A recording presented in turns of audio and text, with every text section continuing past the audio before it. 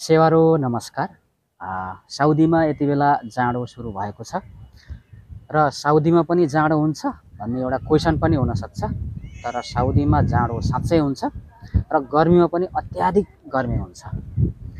र अस्तिको भिडियोमा मैले नेपालको जेनजी आन्दोलनको बारेमा यहाँ रहनुभएका एकजना नेपालीलाई त्योसँग एउटा सम्बन्धित कुराकानी गरेको थिएँ र नेपाललाई बिरामी हुँदाखेरि नेपालदेखि बाहिर रहनुभएका सम्पूर्ण नेपालीहरूलाई एउटा चिन्ता बढ्छ र एउटा त्यसको बारेमा समाधान के हो त र त्यसको विषयवस्तुमाथि छलफल पक्कै पनि हुने नै गर्ने हुन्छ। र त्यसै गरी आज मैले त्यही जेनजी आन्दोलनको बारेमा त्यसलाई नै निरन्तरता दिएको छु। एकजना नेपाली हुनुहुन्छ, उहाँसँग त्योसँग सम्बन्धित कुराकानी आज पनि म पक्कै गर्नेछु। कहाँनिर कुन जिल्ला पर्यो? मेरो अब पुर्ख्यौली घर चाहिँ पाँचथरो ओयाम है। अहिले पाँचथरो ओयाम अहिले चाहिँ याङब्रक गाउँपालिका 3 हो। तर अहिले हाल बसोबास चाहिँ झापा हैन कमल गाउँपालिका 6 हो। अहिले झारबारी। तपाईको शुभ नाम चाहिँ? मेरो शुभ नाम नरकुमार योङया। नरकुमार योङया। अनि तपाईँ यहाँ साउदी बस्नु भएको चाहिँ टोटली कति भयो होला? साउदी म टोटली बसेको अहिलेसम्म छुट्टी जाँदै आउँदै गर्दै 12 वर्ष जति भयो। 12 वर्ष भयो। 12 वर्ष भयो अहिले। भनेपछि तपाईँ अहिले छुट्टी गएर आउनु भयो? अहिले छुट्टी गएर भर्खर घरबाट आइपुगेको। नेपाल पुगेर आउनु भएको रहेछ। अब हामी नेपालकै बारेमा अलिकति कुराकानी गरौँ न है। ल ठिकै छ नि त। जस्तो यो अब अहिले जेनजी आन्दोलन भयो हैन? जेनजी आन्दोलन पश्चातको अब एक किसिमले नयाँ नेपाल भनौँ न हैन, नयाँ नेपालै भनौँ। तपाईले ठ्याक्कै भेट्नु भएछ त्यो पहिलाको र अहिलेको जेनजी आन्दोलन पछिको नयाँ नेपाल चाहिँ तपाईलाई कस्तो लाग्यो? अब के भने एउटा आन्दोलन भनेको देश र समाजको लागि यो नोक्सानै पुर्याउँछ। आन्दोलनले जुनसुकै आन्दोलन होस्, तर जो आन्दोलनले एउटा समाज र देशको लागि क्षति नै पुर्याउँछ। तर आन्दोलन मान्छेले किन गर्छ त? त्यसलाई गहिरेर हेर्ने हो भने, त्यसको गहिराइमा जाने हो भने, जब मान्छे कमजोर हुन्छ, जब मान्छे कमजोर भइसकेपछि उसले कुनै न कुनै उपाय निकाल्छ र उसले आन्दोलन गर्छ। तर त्यो आन्दोलनमा जाने सबै मान्छेहरू खराब हुँदैनन्, खराब नियतको हुँदैनन्। कति खराब नियतको हुन्छ, कति राम्रो नियतको पनि हुन्छ। सोच विचार भएर राम्रै तरिकाले गरौँ आन्दोलन भएर जान्छन्। तर के छ भने एउटा खराब मान्छेले जति समाजलाई क्षति पुर्याउँछ त्यो भन्दा धेरै चाहिँ एउटा इमानदार, सज्जन, बुद्धिजीवी मान्छेको चुक्लीले त्यो भन्दा धेरै समाज खराब भएर जान्छ। जस्तै आन्दोलन जेनजी भनेको एउटा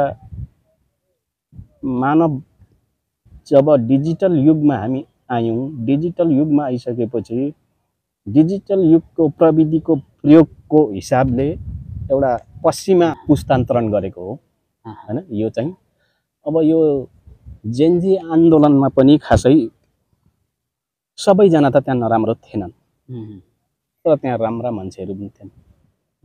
आन्दोलन भयो, त्यो आन्दोलनमा पनि कुनै न कुनै खराब नियत लिएर 1-2 जना मान्छे गएको थियो होला। तर त्यसमा जति सजन मान्छेहरूले बाहिरबाट जति चुक्ली गरे नि, त्यसले चाहिँ सबसे साह्रो विध्वंस गरिदियो।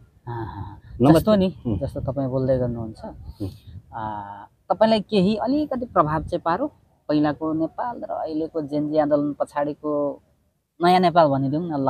नयाँ नेपाल अहिले नै नभनौँ अब हैन। जेनजीहरुको आन्दोलन पछाडिको र अगाडिको नेपालमा अहिले खासै त्यस्तै नतिजाको हिसाबले त त्यस्तो फरक त देखिँदैन। नतिजाको हिसाबले चाहिँ अब नतिजाको हिसाबले फरक भनेर पनि फरक पनि खोज्ने बेला भएको छैन। आन्दोलन भएको चाहिँ 2-3 महिना हुँदैछ। यति छिटै कुनै पनि चिज बदलाव हुँदैन हैन। तर अब हामीले चाहिँ भन्नुपर्दा जेनजीहरुले आन्दोलन गरिसके पछाडि जुन प्रकारको राज्यहरू तहस नहस भए हैन, ती राज्यको सम्पत्तिहरू पनि तहस नहस भए, राजनीतिक राजनीतिक नेताहरू पनि अलिकति केही मात्रामा चाहिँ डाउन भएकै छ र यो परिस्थितिमा अब राजनीतिक जेनजीहरूको आन्दोलनले पनि धेरै चुनौतीहरू पनि छन् र यसमा सम्भावनाहरू पनि छन्। सम्भावनाहरू भन्दाखेरि कस्तो भने नयाँ अहिले जो नजरमा आएका मान्छेहरू छन्, पहिले चिनेको पनि थिएन, देखिएको पनि थिएन, थालेको छ हामी यो गर्छौँ हामी ऊ गर्छौँ भन्दै उनीहरूले पनि आफ्नो राजनीतिक घोषणा पत्र लिएर चुनावी मैदानमा होमिएको छन्। अब उनीहरूको राजनीतिक विचारधाराहरू समाजमा कतिको स्थापित हुन्छ ती कुराहरू अहिले नै हामीले भन्नु सकिँदैन। किनभने अब आउँदो चुनाव गर्ने भनिरहेछ, जेनजीको आन्दोलन पछाडि बनेको सरकारले अब चुनाव गर्ने फागुन 21 भनिरहेछ।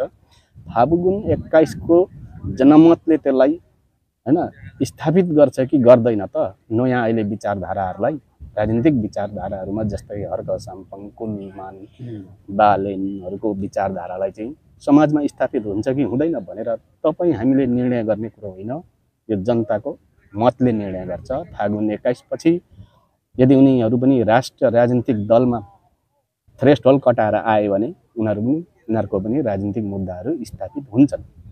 तर जस्तो हाम्रो जेनजी आन्दोलन भयो होइन, जेनजी आन्दोलनको जुन परिणाम देखियो नि त्यो चाहिँ यताकता सुनिन्छ। त्यो जे ठिक हुनु पर्थ्यो त्यो चाहिँ बिल्कुलै ठिक भएन भन्ने पक्ष पनि आयो क्या। त्यसमा चाहिँ हामी यता अब हामी देशदेखि बाहिर छौँ, हामी बाहिर बसेको एउटा नेपालीको हिसाबले हेर्दाखेरि के देख्न सकिन्छ?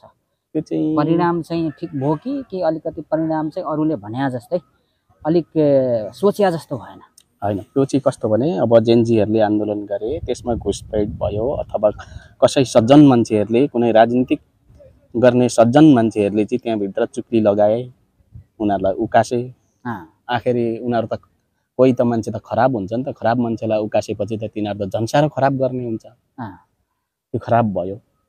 तर राष्ट्रको सम्पत्तिमाथि चाहिँ त्यसरी क्षति चाहिँ पुर्याउनु चाहिँ हुँदैन, त्यो क्षति चाहिँ गलत हो। किनभने भोलि गएर त्यो राज्यकै सम्पत्तिबाट बनाउनु पर्ने चिजहरू हुन्छन्, घाटा त उही हुन्छ सरकारलाई नै। त्यसले के एउटा चाहिँ बदलाव गर्यो भने, त्यसले के चाहिँ स्थापित गर्यो भने हैन, गट कम्प्लेक्स भएको माइन्डसेट भएको मान्छेहरूलाई चाहिँ हैन, तिनीहरूलाई चाहिँ ठुलो धक्का लाग्यो। तिनीहरूले चाहिँ अब यसरी हुँदैन भन्ने पाठ चाहिँ सिक्नुपर्छ। हो, यहीँनिर नि जस्तो तपाईँले भन्नुभयो नि, जसलाई अलिकति धक्का लाग्नुपर्ने हो तिनीहरूलाई धक्का चाहिँ लाग्यो। तर जसले त्यो परिस्थिति निर्माण गरेको थियो नि, आन्दोलन गर्नुपर्छ, आन्दोलन गर्नु पर्यो भन्ने किसिमको एउटा परिस्थिति निर्माण गरेका थिए जो सत्तामा थिए त्यतिखेर, उनीहरू जो आन्दोलनको बेला केही समय लुके पनि होइन, लुकेको देखियो नि, हेलिकप्टरबाट भागेकै देखियो। पछि तपाईँको सबै कुरो अलिक ठिकठाक हुन थालेपछि फेरि तिनै मान्छेको अहिलेको हुङ्कार हेर्नुहोस् त, त्यो त अलिकति अब उनीहरूलाई चाहिँ हामी हैन, अब हामी जनताले चाहिँ उनीहरूलाई चाहिँ अब फेरि उठ्नु चाहिँ दिनु हुँदैन हैन। तिनीहरूलाई हामीले कति हेर्नु अहिलेसम्ममा तिनीहरूलाई हेर्दा अब त दिक्क लाग्छ कि उनीहरूले पनि केही गर्नु सक्दैन। यो जो पहिलेका ठुला नेताहरू चाहिँ नि म यो गर्छु, म ऊ गर्छु, यस्तो गर्छु भनेर भन्थे, तिनीहरूले खै त के गरे त? जितेर त दुईटैको बहुमतको सरकार त थियो त्यो बेला। दुईटैको बहुमतको सरकार भनेको कति शक्तिशाली हुन्छ, उसले देशमा नियम कानुन छ नि। तर किन चाहिँ त्यस्तो हो त भन्दाखेरि उनीहरूको असक्षमताले गर्दाखेरि त्यस्तो भएको, उनीहरूको घमण्डले गर्दा। जस्तै म भन्दा जान्ने को छ? जस्तो अहिले अब जेनजी आन्दोलन पश्चात बनेको अन्तरिम सरकारको पनि अहिले एकदमै चाहिँ आलोचना भइरहेको छ क्या। जेनजी आन्दोलन पछाडि बनेको सरकार एक प्रकारले सुशीला कार्कीलाई भन्ने हो भने उहाँ प्रख्यात मान्छे हो, उनलाई सबैले चिनेको मान्छे हो, विश्वले नै चिनेको मान्छे भनौँ न एक प्रकारले। उहाँ प्रधान न्यायाधीश हुनुहुन्थ्यो, उहाँको नियतमाथि त खोट छैन, तर उहाँको एक दुईवटा कार्यशैलीहरू चाहिँ अलिक घमण्ड पाराको भइरहेछ। जस्तै मुस्लिम समुदायहरूलाई जुन तरिकाले भड्कापमा बोल्यो त्यस्तो तरिकाले बोल्नु नहुने थियो हैन। समाज आखिर देश हाम्रो हो, सबैको हो, जुन सबै समुदायको हो नि देश त।